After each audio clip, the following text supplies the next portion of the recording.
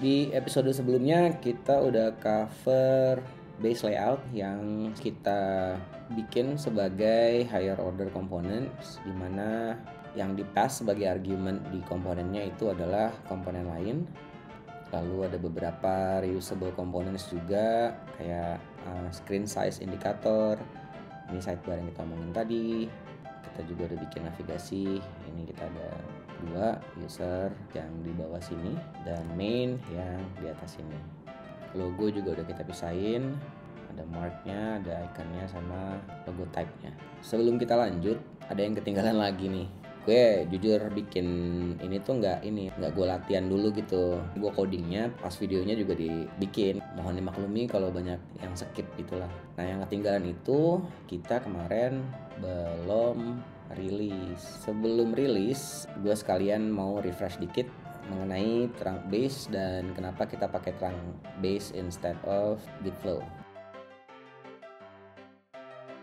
Pertama gue coba jelasin Git flow dulu ya. Git flow itu kan yang tenarnya ini ya, yang paling sering di refer. Nah, ini kalau kita breakdown itu sebenarnya kan gini gitu. Jadi waktu pertama kali ngebikin projectnya, kalau Git flow itu kita perlu bikin branch development dan master. Lalu habis itu kita fetch si branch developmentnya. Nah, kalau step yang ini kita bikinnya di local, artinya pas initial commit gitu, kita perlu push dua-duanya tuh, master sama development ke origin. Pas sudah mulai kerja, kita biasalah ya pilih kerjaan, bikin branch yang namanya feature, tarik dari development. Mungkin ini sebelumnya check out dulu kali ya, check out ke branch development. Nah, ini kan kalau kita lihat nih develop nih, terus dia bikin feature branch nih kan, kerjain. Lalu kalau udah selesai kita PR dengan source branch-nya itu si fitur, terus destination-nya si development. Lalu kita review dan test branch feature-nya. Kecilin dikit biar muat ya. Nah, kalau hasil review dan testnya udah oke, kita merge ke development, tes lagi di development tadi. Kalau oke lagi, bikin branch release yang ditarik dari development. Tes lagi branch release tadi. Kalau oke, bikin PR dengan source-nya si release branch, destination-nya sekarang main. Gue juga nggak tahu sih, for some reason kalau Git flow itu kenalnya master bukan main. Jadi kita review dan tes. Kalau oke, merge ke master. Setelah di merge, di tag merge commit-nya, lalu tes di tag tadi atau di master, baru deploy ke production. Nah, jika ada error, kita sekarang bikin branch namanya hotfix berdasarkan si tag atau master. Kerjain, terus commit, bikin PR dengan destination master. Terus kalau oke, merge ke master lagi, lalu di tag merge commitnya, habis itu kita release lagi ke production. As we can see, ini flow-nya kan panjang banget ya. Terus branch-nya juga banyak, ada development, ada fitur, ada release, ada hotfix, di luar dari yang branch utamanya which is main dan master dan development. Nah, dari banyaknya steps ini kita bisa simpulin kalau ini adalah flow yang sangat berhati-hati gitu. Nah, berdasarkan pengalaman gua pakai Git flow dulu, Git flow itu branching models yang cocok buat tim yang baru belajar proses kerja Git. Karena timnya baru dikenalin sama konsepnya, biasanya confidence levelnya juga masih rendah. Jadi banyak takutnya gitu. Tandanya tuh di code-nya biasanya banyak yang dikomen. Jadi mereka nggak berani dihapus aja sekalian, karena kan kalau pakai Git bisa di revert gitu, ada historinya. Terus biasanya masih banyak file-file yang karena takut hilang kan, misalnya mau ada improve sebuah function, terus functionnya misalnya banyak gitu kan, biasanya kadang-kadang orang suka copy paste terus dikasih akhiran apa bug lah. Terus ya kalau masih baru gitu biasanya masih kebiasa dengan ngerjain sekali banyak dan ngacak gitu, nggak satu-satu selesai commit. Nah untuk tim yang kayak gitu itu Gitflow memang cocok. Lalu alasan keduanya selain stepsnya yang panjang tadi, dengan banyaknya branch yang harus di track, biasanya timnya tuh dituntut untuk punya disiplin yang tinggi dan daya ingat yang kuat. Jadinya nih kalau misalnya awal-awal mungkin masih lancar, timnya kecil mungkin masih lancar. Cuma nanti kalau misalkan timnya udah banyak, paralel workingnya udah banyak, kalau misalnya ini nggak di-manage dengan baik, maka tim bakalan sering nemuin masalah kayak conflicting branch lah di atas. Coba bayangin kalau misalkan ada beberapa yang lagi jalan bareng, which is a very common situation kalau kerja dalam tim. Ada beberapa task yang lagi kerjain, terus mereka bareng-bareng nge-PR misalnya. Nah itu pas di review dan di merge itu pasti bentrok-bentrok sana sini gitu, karena misalkan yang A di merge terus yang B mau di merge juga, yang B pasti konflik kan karena belum sama dengan yang itu. Nah itu kan di manage-nya agak lumayan rumit lah. Terus biasanya ujung-ujungnya juga di origin tuh branch-nya banyak banget tuh, karena mereka juga tadi kan takut untuk ngapus branch-nya gitu. Tadi kan komen nggak dihapus, file dibikin backup kayak gitu-gitu kan. Ya sama nanti branch-nya juga mereka akan takut untuk menghapus. Di pikirannya pasti siapa tahu nanti butuh, kalau butuh nanti gue bakal bingung nyarinya di mana. Sedangkan kalau dibiarin terlalu lama, itu kan nanti kan di development dan di master kan progress terus kan. Nah nanti udah lewat beberapa iterasi, terus mau ngebalikin branch yang lama itu kan ngesinkronisasiin historinya juga kan susah. Gue pernah di salah satu kerjaan gue dulu, karena udah terlalu convoluting, terlalu rumit untuk di manage, ya alhasil jadinya semua branch di push ke origin. Lalu pas mau release, kita udah gak ngikutin ini lagi nih.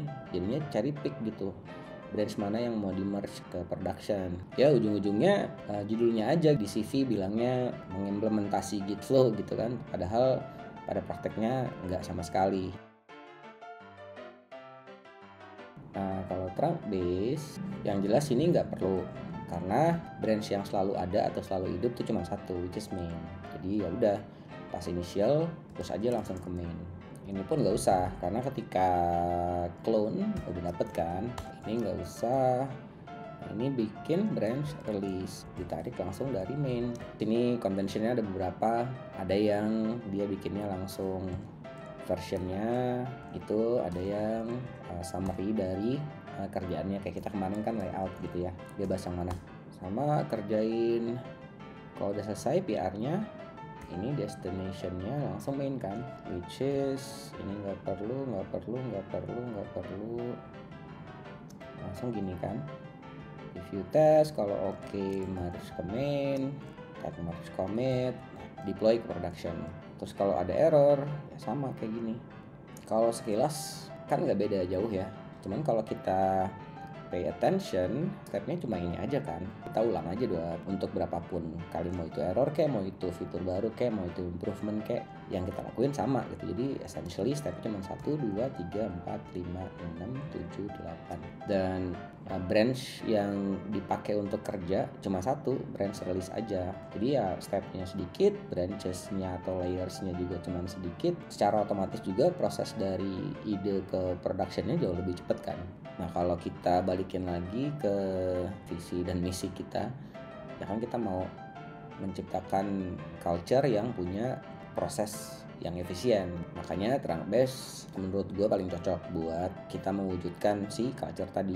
Dan memang untuk bisa kesini, timnya harus punya confident level yang tinggi, atau paling enggak harus ada mentor atau shadow yang bisa ngajarin lah sambil jalan. Karena ini ya tadi safety netnya tuh sedikit, cuman mengingat ini Git, jadi nggak perlu khawatir sih sebenarnya. Perasaan aja memang takut gitu. Oke, itu perbandingan antara Gitflow dan Trunk Base, dan alasan kenapa at the end of the day gue milihnya Trunk Base. Sekian sekilas info. Sekarang langsung aja kita release. Gue bakal pura-pura bikin PR. Ini ya kita ngerjain di sini kan ya. Pull request. Karena kita kemarin commit satu-satu, ngeliat ininya kan juga enak ya.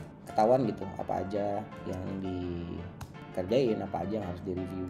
Soalnya kan kebanyakan orang commit message-nya juga nggak clear, jadinya yang review juga ya gue langsung aja approve gitu kan, karena disebabkan oleh malesnya si engineer untuk ngerapihin commit message-nya, si reviewer juga jadinya males buat nge-review gitu karena nggak jelas kan yang harus di-review apa.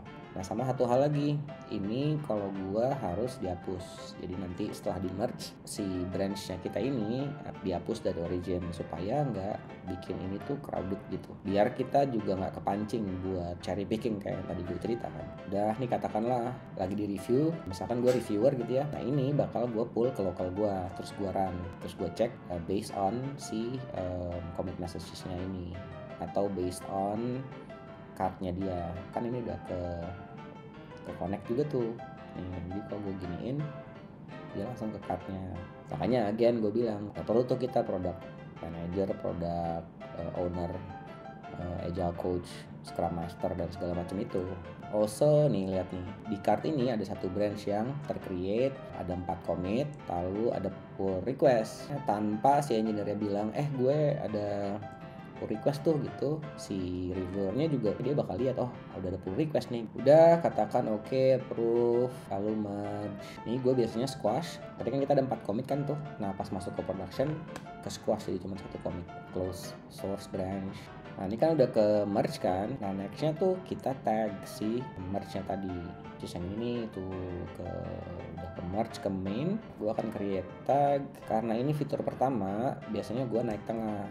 Nah normalnya kalau di dalam sebuah organisasi, gua biasanya implementasinya adalah tag creation ini bakal nge-trigger deretan proses otomasi deployment yang akan nge-deploy kerjaan ini ke staging.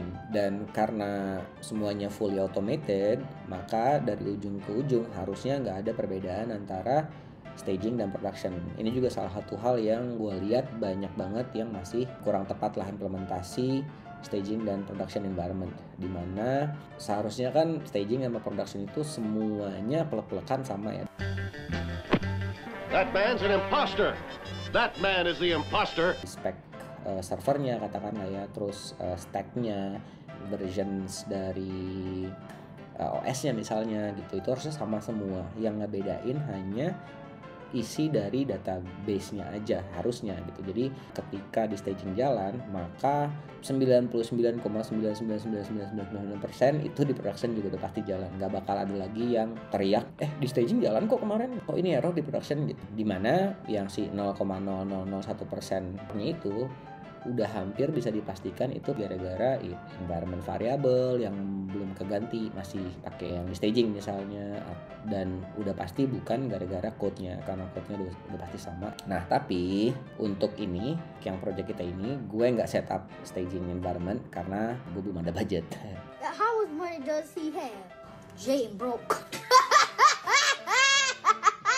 Jadi gue ceritain aja ya apa proses yang terjadi setelah kita bikin tag ini. Di saat yang sama ketika kita bikin boilerplates kemarin, kan ingat kan ada folder build tuh. Nah itu sebelumnya biasanya gue bikin ini dulu, bikin build triggers namanya. Sekalian lah ya kita bikin buat si chopper juga. Nah ini kan push, ada pilihan ya, push to branch sama push new tag. Nah, gue pilih ke new tag karena kadang-kadang kita suka nggak sengaja kan push ke main. Nah kalau ini gue push to branch, nanti ketika kita sengaja push ke main dia bakal ke-trigger. Jadi ini gue push new tag sekalian memastikan si versi barunya itu ke-isolate di tagnya. Kita konekin repository apa yang mau terkoneksi ke trigger yang ini, which is coba. Kita kasih tahu file apa yang harus dia run. Nah ini tuh substitution variablesnya, dimana nanti kita bakalan bisa panggil pada saat build. Nah jadi yang di trigger sama dia itu folder build, filenya build.yaml. Nah itu isinya apa sih?